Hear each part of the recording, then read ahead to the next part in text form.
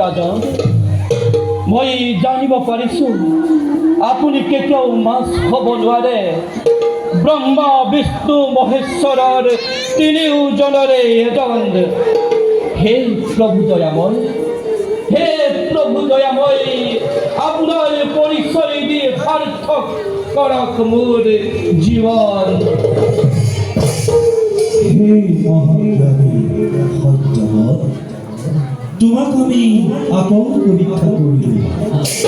আমি বিষ্ণু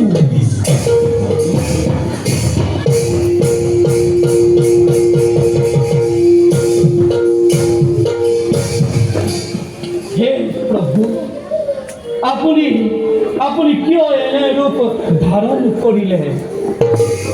শুনা ৰাজা সত্যবাদ, আজি কাল ৰাত্ৰি আজি শেষ ৰাতিতেই মহাপ্ৰলয় আৰম্ভ হ'ব। সাগৰৰ পানীয়ে গোটেই পৃথিৱী ডুবাই পেলাব। পৃথিৱীত তোমাৰ বাদে আৰু কোনো জীয়াই নাথাকিব।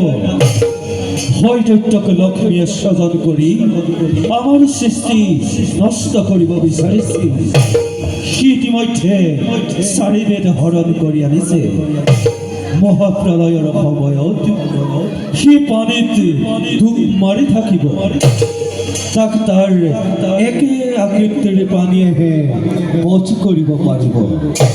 সেয়েহে আমি তাকে তাৰ ৰূপ ধাৰণ কৰি নিধন কৰিম আৰু পুনৰ মৎস্য ৰূপ ধাৰণ কৰি চাৰিবেদ উদ্ধাৰ কৰিম।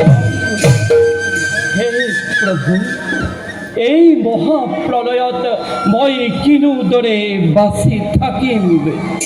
শুনা ৰাজা সত্যবাদ, প্ৰভু, মহাপ্ৰলয় আৰম্ভ হোৱাৰ আগে আগে তোমাৰ কাষলৈ এখন